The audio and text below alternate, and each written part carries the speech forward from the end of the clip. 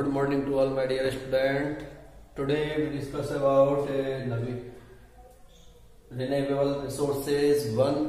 आज हम इस वीडियो के अंतर्गत वन जो रिन्यूएबल रिसोर्सेज है इसके महत्व के बारे में और वनों के संरक्षण के बारे में चर्चा करेंगे कि वनों का हमारे जीवन में क्या महत्व है, क्या उपयोगिता है इसकी, क्या इम्पोर्टेंस है इसकी, एंड वन संरक्षण क्या है कि किस प्रकार से हम वनों का संरक्षण कर सकते हैं जिससे कि आने वाले पीढ़ी को ये वन अभी जिस कंडीशन में है और इससे यदि ये बेहतर हो सकता है तो उन्हें हम उपलब्ध करा सके। तो आज हम बात करते हैं यहाँ पे वनों का महत्व, वनों का क्या महत्व है और इम्पोर्टेंस है। तो वनों का जो मुख्य महत्व है वो ये है कि ये मृदा के फॉर्मेशन में महत्वपूर्ण भूमिका निभाते हैं। मृदा के फॉर्मेशन में अब मैं आपको यहाँ पे बता देता हूं कि मृदा एक बहुत बड़ा फैक्टर है हमारे जीवित रहने के लिए भी। आप ये देखो कि मृदा के बिना आप पेड़ पौधों की कल्पना नहीं कर सकते, क्योंकि जो पेड़ पौधे हैं वो सभी मृदा में ही उत्पन्न होते हैं। अब आप ये देखो कि मृदा के बिना जब हम पेड़ पौधों की कल्पना नहीं कर सकते तो हम सभी लोग भोजन के लिए पेड़ पौधों पर ही किसी न किसी रूप में प्रत्यक्ष या अप्रत्यक्ष रूप से डिपेंड करते हैं। प्लांट्स पे, विशेषकर प्लांट पे हम डिपेंड करते हैं और पादपों पे हम भोजन के लिए निर्भर हैं। तो कहीं ना कहीं अभी आप ये देखो कि ये जो प्लांट है इनके लिए जो आहार उपलब्ध कराती है वो मृदा कराती है, और इन प्लांट्स से जो फूड बनता है, जो भोजन है, कृषि योग्य जो फसलें हैं जिनको हम उगाते हैं तो वो मिट्टी में ही उगती हैं। तो इन्हीं मिट्टियों से और में इनका पोषण होता है। अब यदि सॉइल का फॉर्मेशन ना हो, ये इसको ऊपर से हटा दिया जाए कि सॉइल का फॉर्मेशन ही नहीं है, सॉइल ही नहीं बन रही, मिट्टी नहीं बन रही, तो क्या होगा? ना तो वन उगेंगे, ना फूड जनरेट होगा आपके लिए, और ना ही मनुष्य सर्वाइव कर सकता है। तो कितनी बड़ी महत्वता है वनों की। पहले स्टेप में आप देख लें कि वन कितने महत्वपूर्ण है कि यही वन क्या करते हैं, मृदा के फॉर्मेशन में बहुत बड़ा योगदान देते हैं। यदि हम वनों की बात करते हैं तो लगभग 1 सेंटीमीटर मृदा को बनाने में 400 वर्ष का समय लग जाता है, 400 ईयर्स। तो ये मृदा निर्माण की एक धीमी प्रोसेस है, तभी हमने इसे नॉन रिन्यूएबल रिसोर्सेज के अंतर्गत रखा है। तो इसका संरक्षण बहुत जरूरी है, इसका जो कंजर्वेशन है वो बहुत इंपॉर्टेंट है। यदि ये मृदा नहीं रहेगी, मिट्टी नहीं होगी तो बहुत बड़ा विनाश हो जाएगा, जो पारिस्थितिकी तंत्र इकोसिस्टम ही वही डगमगा जाएगा। तो वनों का महत्वपूर्ण जो महत्व है वो है कि मृदा जल व वायु का उत्पादन करती है, ये क्या प्रोड्यूस करते हैं। वायु में विशेषकर हम बात कर लेते हैं यहाँ पे ऑक्सीजन और कार्बन डाइऑक्साइड, तो ऑक्सीजन का ये उत्पादन करते हैं। उसी से क्या है कि वातावरण में ऑक्सीजन की मात्रा लगातार जितनी है उतनी बनी रहती है। और एक विशेष बात यही कि पेड़ पौधे क्या करते हैं, CO2 को भी एब्जॉर्ब कर लेते हैं। अदरवाइज CO2 क्या है कि एक ग्रीन हाउस गैस है, यदि वो उसकी मात्रा बढ़ जाती है एटमॉस्फेयर में तो क्या होगा, तो ग्रीन हाउस पर इफेक्ट पड़ेगा, जिससे कि ग्लोबल वार्मिंग उत्पन्न होगी और टेम्परेचर भूमंडल का बढ़ जाएगा। तो इन सब में भी वनों का ही महत्व है। तो वन हमारे लिए बहुत ही ज्यादा महत्वपूर्ण है।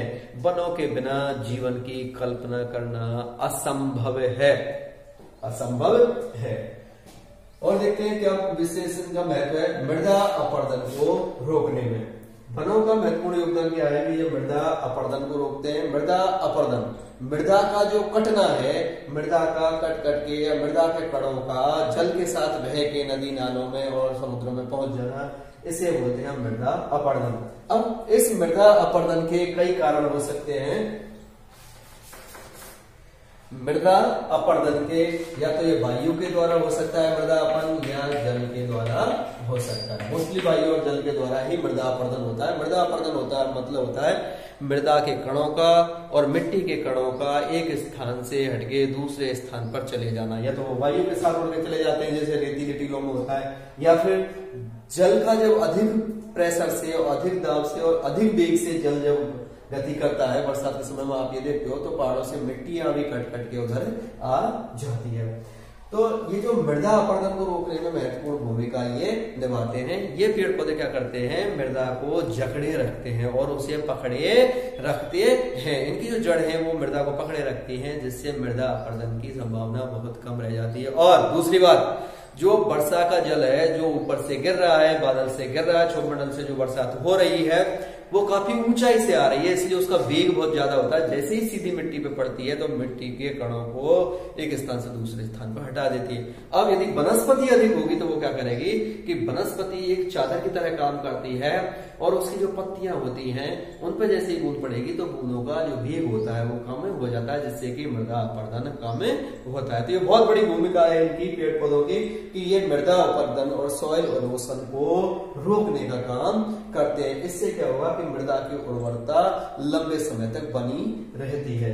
इसके साथ साथ ये मृदा की सेकंड अगर मिट्टी को उपजाऊ बनाना, ये क्या करते हैं, मिट्टी को उपजाऊ बनाने का भी काम करते हैं। अब हम यहाँ पर आपको बता देंगे किस प्रकार से मिट्टी को उपजाऊ बनाने का काम करेंगे कि ये जो पेड़ पौधे हैं इनकी जड़ें काफी गहरी होती हैं और गहरी जड़ें क्या करती हैं कि गहरी जड़ों से ये पोषक तत्वों को मृदा से अवशोषित करती हैं और उसे सरफेस पे लाने का काम करती हैं। उसी में हमारी जो कृषि फसलें हैं जैसे गेहूं है, चना है, इन सभी की जड़ें क्या होती है, केवल सतह पे ही पाई जाती है, इतनी गहराई में नहीं पाई जाती। तो इन सभी के लिए भी ये न्यूट्रिशन प्रोवाइड कराती हैं, क्योंकि ये सभी के जो बड़े वृक्ष होते हैं वो गहराई से पोषक तत्वों को ग्रहण करके और ऊपर तक लाते हैं और उस मृदा में वो हो जाते हैं। दूसरी बात, जैसे ये यहाँ पे हम बात करते थे कि इस तरह का ये आपने देखा कि ये इस तरह का एक प्लांट है, ये प्लांट हो गया। अब ये प्लांट क्या करेगा, इसमें पत्तियां भी हैं, तो ये मृदा से इसकी जो जड़ें हैं खनिज लवणों को अवशोषित करेंगी। ये जड़ों से जो भी खनिज लवण है ये सीधे इसकी पत्तियों तक पहुंच जाएंगे, पत्तियों में संचित हो जाते हैं। जब पेड़ पौधे की पत्तियां गिरती हैं तो ये पत्तियां नीचे जमीन पे और मृदा पे आ जाती हैं। इन पत्तियों के डिकम्पोज होने के कारण अपघटन से और वो जो पोषक तत्व जो नीचे से निकाले गए हैं भूमि से, भूमि के काफी गहराई से, वो सभी के सभी और मृदा के ऊपर आ जाते हैं, मृदा तक पहुंच जाते हैं। और विशेष बात, यही पेड़ पौधे क्या करते हैं कि इनसे ह्यूमस निर्माण होती है। इनकी जो पत्तियां होती हैं जब वो सड़ गल जाती हैं तो एक काली सी मृदा की फॉर्मेशन होता है जिसे हम ह्यूमस के नाम से जानते हैं, जो अधिक उपजाऊ होती है और पेड़ पौधों के और अन्य पेड़ पौधों की ग्रोथ के लिए भी आवश्यक है। थर्ड है प्राचीन संस्कृति का संरक्षण। प्राचीन समय से हम बात करते हैं, जो प्राचीन संस्कृति है, हमारी बहुत सी जातियां हैं अभी भी जो प्राचीन समय से ही वनों में रह रही हैं, तो उनकी जो संस्कृति का संरक्षण भी वनों से ही संभव है। आज भी हमारी बहुत सी जातियां इस तरह की हैं जो काफी जनजातियां जिन्हें कहते हैं हम, जो वनों में ही रहती हैं। तो वो संस्कृति यदि ये वन रहेंगे तो उनकी संस्कृति जो भी प्राचीन संस्कृति है वो बराबर बनी रहेगी, और यदि वो वन कट गए तो उनका जो आवास है वो नष्ट हो जाएगा, जिससे प्राचीन संस्कृति का संरक्षण में दिक्कत।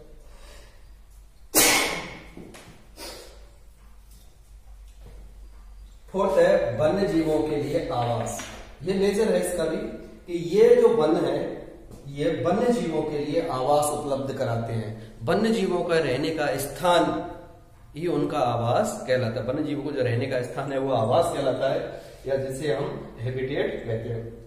तो ये वन्य जीवों के रहने के लिए आवास उपलब्ध कराते हैं। अब यदि वन नहीं रहेंगे तो वन्य जीव भी नहीं रहेंगे, क्योंकि वो आवास की कमी के कारण और आवास के विखंडन के कारण वो भी धीरे धीरे विलुप्त होने की कगार पे पहुंच जाए।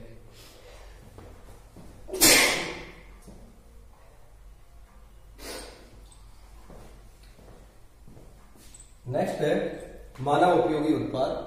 वनों से हमें बहुत सारे मानव उपयोगी उत्पाद सीधे ही प्राप्त होते हैं जो हमारे लिए बहुत अधिक महत्वपूर्ण है। जैसे हम वनों से बात करते हैं, गोंद, रबड़, कागज, औषधि, ये सभी हमें वनों से सीधे प्राप्त होता है, जो हमारे लिए सीधे बहुत ही ज्यादा महत्वपूर्ण होते हैं। आपने देखा होगा जितनी भी आयुर्वेदिक जड़ी बूटियां हैं वो सभी हमें वनों से ही प्राप्त होती हैं। कागज निर्माण में वनों का महत्वपूर्ण योगदान है। कागज भी हमें क्या है कि वनों से ही प्राप्त होता है। गोंद सीधे हमें प्राप्त होता है, जो काफी महत्वपूर्ण होते हैं। कई प्रकार के बाजार में गोंद आते हैं, वो सभी वनों से प्राप्त होते हैं।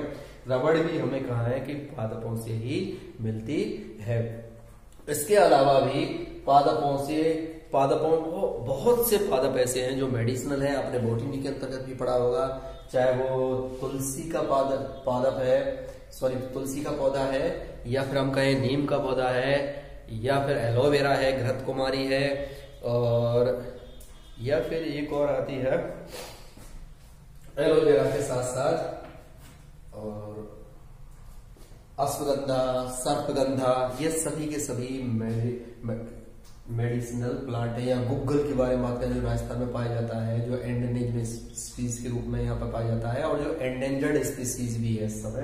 तो ये सभी हमें वनों से प्राप्त होता है। इसके साथ साथ ये वायुमंडल को स्वच्छ रखने का भी काम करता है, क्योंकि ऑक्सीजन के उत्पादन करते हैं, तथा कार्बन डाइऑक्साइड।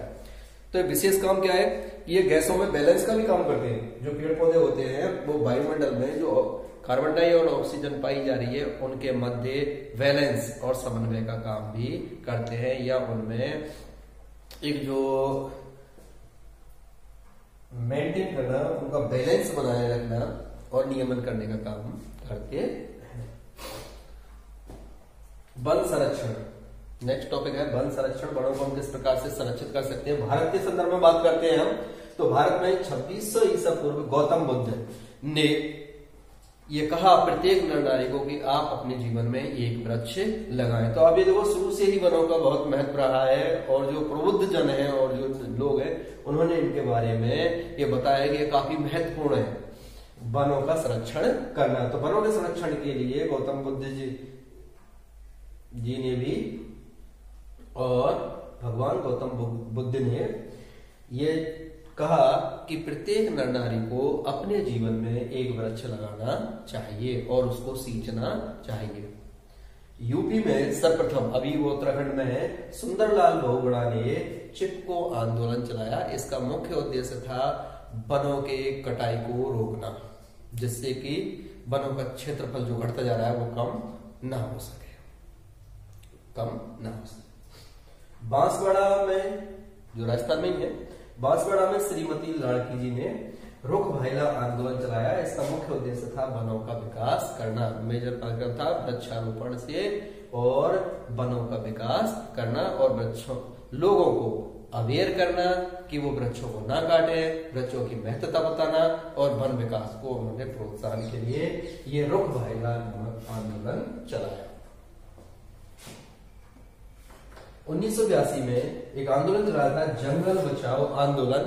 यह आंदोलन बिहार से इसकी शुरुआत हुई थी, बिहार से झारखंड उड़ीसा तक ये चला था, और इसका मुख्य उद्देश्य था कि वनों का संरक्षण करना और जंगल बचाओ आंदोलन। वन महोत्सव, ये जो वन महोत्सव है काफी महत्वपूर्ण है। ये कभी कभी क्वेश्चन आता भी रहता है कि वन महोत्सव कब मनाया जाता है। तो जो वन महोत्सव है जुलाई के फर्स्ट वीक में मनाया जाएगा ये वाला, और 1 से 7 जुलाई को मनाया जाता है।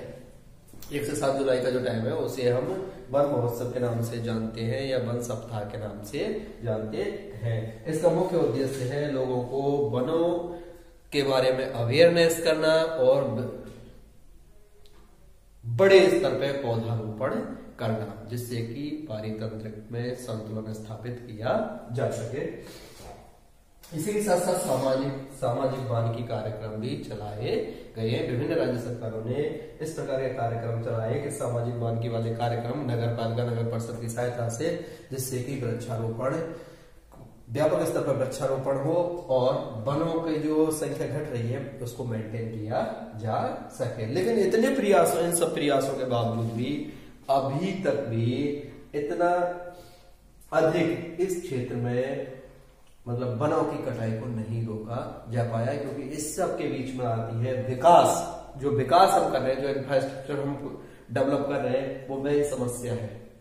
हम विकास के नाम पे क्या कर रहे हैं, वनों को धुआंधार और अंधाधुंध काट रहे हैं। इससे क्या होगा, यदि आप ही देखो जैसे कोई सड़क बनती है, 4 लेन सड़क बनती है, 2 लेन सड़क बनती है, तो सड़क किनारे आने वाले सभी वृक्षों को काट दिया जाता है।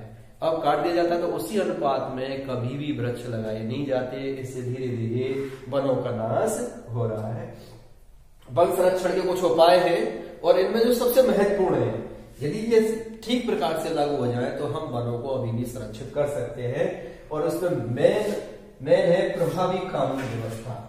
मतलब वनों के संरक्षण को केवल प्रभावी कानून बना के ही किया जा सकता है। वनों का संरक्षण प्रभावी कानून द्वारा ही किया जा सकता है कि जो सरकार है वो स्ट्रिक्टली और कठोर कानून बनाए कि पेड़ पौधों को काटना अपराध है और उनपे बड़े राशि, आर्थिक रूप से भी एक बड़ी राशि उन पर दंड यदि रखा जाए तो वनों का संरक्षण किया जा सकता है। इस तरीके से प्रभावी कानून हो।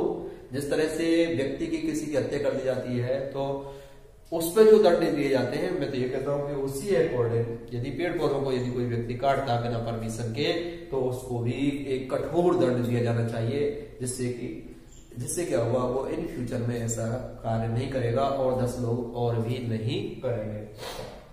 वन क्षेत्र में खनन, फैक्ट्री व निर्माण कार्यों को प्रतिबंधित करना। सरकार को यह भी करना है कि जो वन क्षेत्र है, जहां जहां पे भी वन क्षेत्र है वहां पे खनन के कार्य को बंद किया जाए, फैक्ट्री व निर्माण कार्य को वहां पे प्रतिबंधित किया जाए, क्योंकि ये वन ही बहुत से जीव जंतुओं के लिए आवास भी उपलब्ध कराते हैं तो इनसे डिस्टरबेंस भी होता है। दूसरा, जैसे हम ये लोग खनन और फैक्ट्री वगैरह लगाते हैं तो ये वन एरिया को काट के नष्ट कर देते हैं। वन चेतना केंद्रों की स्थापना करना।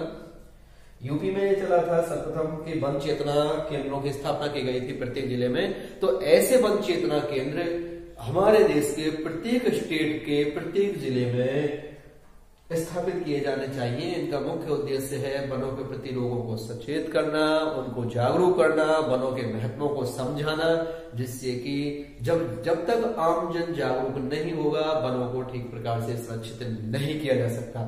तो जन जन को जागरूक करना है, उसके लिए ये केंद्र भी आवश्यक है।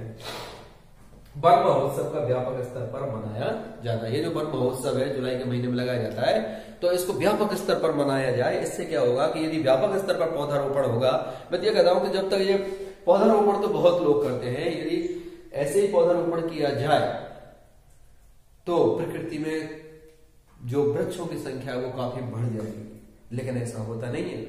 होता क्या है कि पौधारोपण तो बहुत से लोग करते हैं कि हर सत्र में वो 10-20 पौधे लगा देते हैं, लेकिन जब तक उनकी केयरिंग नहीं होगी, उनको सींचा नहीं जाएगा, जब तक वो 5-7 साल के बड़े नहीं हो जाएंगे, थोड़े से बड़े नहीं हो जाते, तब तक उन्हें पशु वगैरह चढ़ जाते हैं तो उससे क्या होता है वो नष्ट हो जाते हैं। तो सबसे बड़ी बात है उनकी केयरिंग करना, उन्हें बड़े होने तक उनकी देखभाल करना।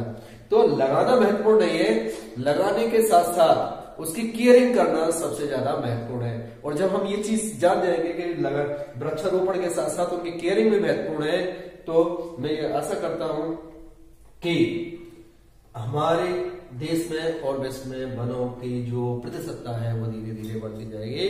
और आप सभी के लिए भी मेरा यही संदेश है इस लेक्चर के जरिए कि सभी अपने जीवन में एक क्या कम से कम नहीं तो 5 से 10 वृक्ष लगाएं और उन्हें सींचें जब तक कि वो बड़े ना हो जाए, तब तक ये प्रयास आप करते रहें। तो अपने जीवन में भी 5 से 10 वृक्ष लगाएं, पर्यावरण को बचाने का आप भी बीड़ा उठाएं, जिससे कि पर्यावरण को और इन जो प्राकृतिक संसाधन है वो हम अगली पीढ़ी के लिए उन्हें जैसे है वैसे तो कम से कम छोड़ के जाएं। जो आने वाला हमारा फ्यूचर है, हमारे जो बच्चों के लिए उनके लिए ऐसा छोड़ के जाए।